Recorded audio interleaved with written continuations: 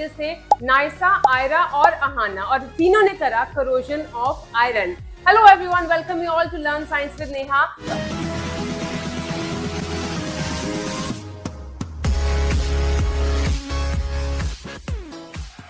तो आज हम देखते हैं इनकी एक्टिविटी कहां तक जाएगी, बिकॉज हमें अब देखना है हमारा फाइनल डेस्टिनेशन क्या है। सो टेस्ट ट्यूब नंबर 1 के अंदर है silica gel. Silica gel crystals क्या करते हैं, मॉइस्चर को अब्सॉर्ब कर लेते हैं।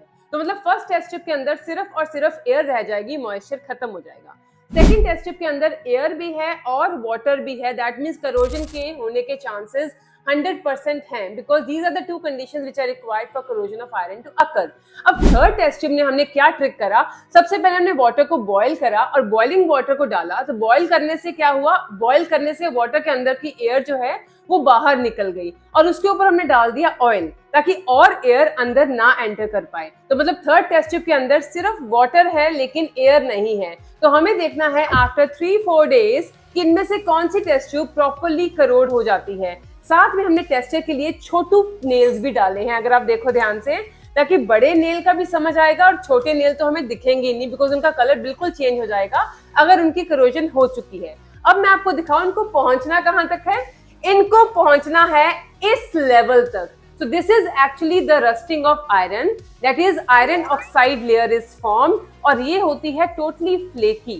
Flaky as in आप इसको, जैसे आयरन को आप कुछ नहीं कर सकते, it is so hard, लेकिन इस लेयर को आप तोड़ भी सकते हो और आप इसका पाउडर भी क्रिएट कर सकते हो। Can you see, this is the same iron but now it has been change because it is the corrosion and degraded form of iron. अब इस आयरन को करोड होने से बचाने के लिए हमें क्या करना पड़ता है, हमें यहाँ पे इसके ऊपर ऑयलिंग कर दे या पेंटिंग कर दे या फिर गैल्वेनाइजेशन कर दे।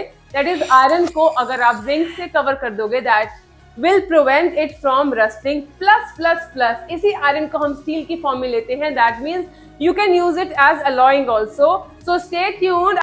3 days later। तो आज है तीसरा दिन। अब देखते हैं कि हमारे आयरन नेल्स का क्या हाल है। So let's see the test tubes। Wow, results बिल्कुल क्लियर हैं। जो फर्स्ट और थर्ड टेस्ट ट्यूब है, फर्स्ट में that means no moisture because silica gels present है, और थर्ड में that means no air because oil की लेयर ऊपर है जिसने एयर को रोक लिया। अब दोनों टेस्ट ट्यूब में रस्टिंग नहीं हुई, दैट मीन्स हमारे iron nails are shining like a tide. अब इससे क्या समझ आता है, समझ आता है कि जो हमारे बैग्स के अंदर, शूज के अंदर सिलिका प्रेजेंट होता है, वो बैग्स और शूज को जो लेदर के हैं या फिर किसी भी ऐसे मटेरियल के हैं, उनको मॉइस्चर से बचाता है, जिससे कि वो प्रोटेक्ट रहते हैं for a longer time. Similarly अब यहाँ पे मेरी एक और डिस्कवरी हुई, और वो डिस्कवरी क्या है कि मैंने देखा इस आयरन नेल के ऊपर एक बबल आ गया। अब ये बबल किस चीज का आया, बबल आया जब मैंने आपको बताया था पानी को मैंने गर्म किया था, तो पानी को गर्म करते ही उसके अंदर से डिजोल्व गैसेस ऊपर आनी शुरू हो गई। जैसे ऊपर आई, ऊपर उनको ऑयल की लेयर मिली तो वो ऊपर आ ना पाई। तो दैट मीन्स द सरफेस जो था वो ब्रॉडर सरफेस था आयरन नेल का, जिसका सरफेस एरिया ज्यादा था। वो गैसेस उसी सरफेस एरिया के ऊपर एक्यूमुलेट होनी शुरू हो गई और उन्होंने बना लिया एक छोटा सा bubble. So this is like 2 new things which you have come to know from these 2 test tubes. अब आई बारी हमारी थर्ड टेस्ट ट्यूब की, जिसके अंदर मॉइस्चर भी है और एयर भी है।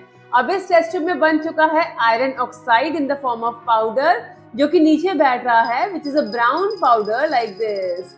So that means for corrosion to happen with iron, we need both the things together, air and moisture।